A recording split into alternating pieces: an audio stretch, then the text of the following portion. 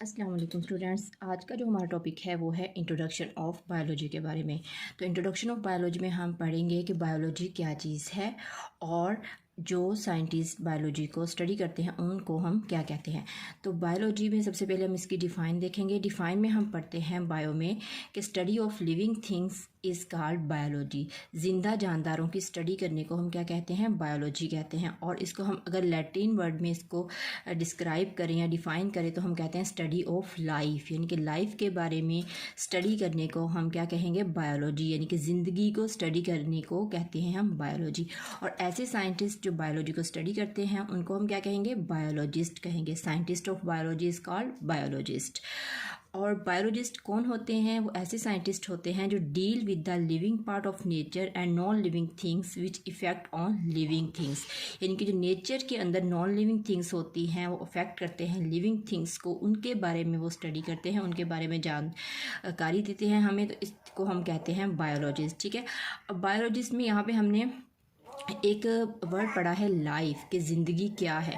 तो ज़िंदगी क्या है, इसका आंसर अगर हम लेने जाते हैं मुख्तलिफ़ लोगों के पास, मुख्तलिफ़ थियोलॉजिस्ट के पास, फ़िलासफ़र के पास, उन्होंने हमें क्या आंसर दिया। अगर हम थियोलॉजिस्ट से पूछते हैं कि व्हाट इज़ लाइफ, तो वो कहते हैं कि हमें नहीं पता लाइफ क्या है। ठीक है, तो उन्होंने हमें लाइफ का कोई आंसर नहीं दिया। यानी कि थियोलॉजिस्ट होते कौन से हैं, पहले सबसे ये भी जान लें आप लोग कि ऐसे लोग जो रिलीजन पे बिलीव करते हैं, यानी कि मज़हब को रिसर्च करते हैं, उनको हम थियोलॉजिस्ट कहते हैं। लेकिन अब वो मज़हब पे बिलीव ज़रूर करते हैं, मुसलमान होते हैं, हिंदू होते हैं, डिफरेंट लोग होते हैं, लेकिन उनको नहीं पता कि लाइफ क्या है। तो उन्होंने हमें लाइफ का प्रॉपर आंसर नहीं दिया।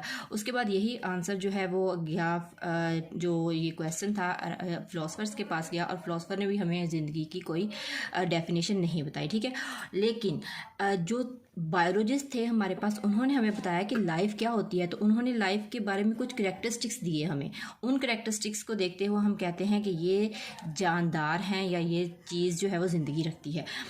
ठीक है, तो करैक्टरिस्टिक्स में हम देखेंगे कि सबसे पहले उन्होंने लाइफ का करैक्टर हमें क्या दिया। उन्होंने कहा कि हाईली ऑर्गेनाइज्ड बॉडी, यानी कि लाइफ क्या है, उनकी बॉडी हाईली ऑर्गेनाइज्ड होती है। ऑर्गेनाइज्ड कैसे होती है कि वो सेल से मिलके बनते हैं। सेल यहाँ पे आपको जानना ज़रूरी होता है कि सेल क्या है, यूनिट ऑफ लाइफ। ठीक है, जो ज़िंदगी की बुनियादी इकाई है हमारे पास वो क्या है, वो सेल है। तो सेल से एक ऑर्गेनाइज्ड बॉडी बनती है।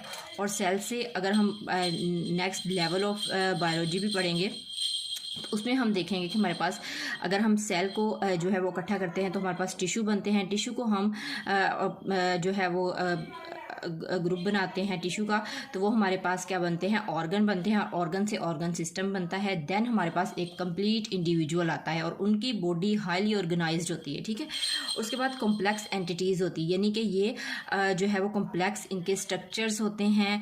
और ये भी लाइफ का कैरेक्टरिस्टिक्स है। देन है कि कैन ग्रो इन साइज़, यानी कि वो अपने साइज़ में ग्रो करते हैं। लाइक हम अगर छोटा सा एक प्लांट लगाते हैं तो हम देखते हैं वो आहिस्ता आहिस्ता वो ग्रो करता है और वो एक बड़ा दरख्त बन जाता है। ठीक है, तो अगर छोटा सा बेबी भी हम देखें इवन एनिमल्स के अंदर, तो उसमें भी हम क्या कहते हैं कि वो जो है वो छोटा बेबी एक बहुत जो है वो ग्रो करता है और अपने साइज़ में, अपने स्ट्रक्चर्स में, देन वो एक ह्यूमन बींग बनता है। ठीक है, उसके बाद हम कंपोज्ड ऑफ वन और मोर देन वन सेल्स, यानी कि ये मिलके बनते हैं वन से और मोर देन वन सेल से। अब बायोलॉजी में हम अगर पढ़ेंगे वन सेल से मिलके बनने वाले ऑर्गेनिजम्स कौन से होते हैं ऐसे, और उनको हम क्या कहते हैं, उनको हम कहते हैं यूनिसेलुलर। और जो मोर देन वन सेल से मिलके बनते हैं उनको हम क्या कहते हैं, मल्टी सेलुलर ऑर्गेनिजम्स। ठीक है, और प्रोड्यूस्ड ऑफस्प्रिंग, ये अपने ऑफस्प्रिंग प्रोड्यूस कर सकते हैं। जैसे एनिमल्स हैं तो एनिमल्स क्या है, अपने जो ऑफस्प्रिंग है, अपनी औलाद है, उनको प्रोड्यूस कर सकते हैं। तो उसको हम कहते हैं ये क्या होते हैं, लिविंग थिंग्स होती हैं। ठीक है, या लाइफ होती है। ये भी लाइफ का एक करेक्टरिस्टिक्स है। और they can use and acquire energy, ये एनर्जी को यूज़ करते हैं और एनर्जी को एक्वायर करते हैं, हासिल करते हैं एनर्जी को अपने डिफरेंट फंक्शन को परफॉर्म करने के लिए। ठीक है, और can carry out and control chemical reactions, इनकी बॉडी के अंदर इन इंडिविजुअल्स के अंदर क्या होता है, डिफरेंट केमिकल रिएक्शंस होते हैं। उन केमिकल रिएक्शन से ये क्या करते हैं, अपनी एनर्जी हासिल करते हैं और दैन डिफरेंट फंक्शन को परफॉर्म करते हैं अपनी लाइफ के अंदर।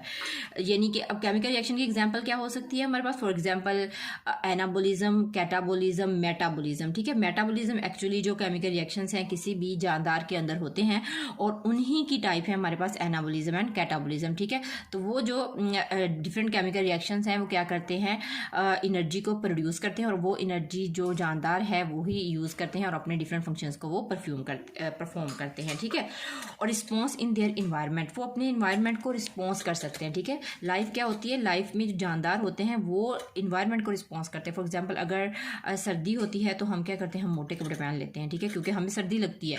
तो उसके बाद अगर हम गर्मी देखते हैं तो गर्मी में हम क्या करते हैं, हम कहते हैं कि बहुत सॉफ्ट हम जो है वेयर करें कपड़े, ताकि हमें मौसम इतनी शिद्दत से हम पे जो है वो असरअंदाज ना हो सके। तो इस वजह से वो जानदार क्या होते हैं, वो इन्वायरमेंट को रिस्पॉन्स करते हैं। ठीक है, और इन्वायरमेंट क्या होता है ये भी डिफाइन है हमारे पास बायोलॉजी में, तो ये भी आप लोग देख लें। इन्वायरमेंट क्या है, everything is surround us is called environment. जो चीज़ें हमारे इर्द गिर्द हो रही हैं ना वो हमारा इन्वायरमेंट है, और जो जानदार होते हैं वो क्या करते हैं, उस इन्वायरमेंट को रिस्पॉन्ड करते हैं। ठीक हो गया, तो ये हमारे पास इंट्रोडक्शन ऑफ बायोलॉजी में बिल्कुल सिंपल सा छोटा सा टॉपिक था जो आप लोगों को मैंने आज आपको जो है वो ब्रीफली यहाँ पे बताया। ठीक है, और इंशाल्लाह नेक्स्ट लेक्चर में मिलेंगे। अल्लाह हाफिज़।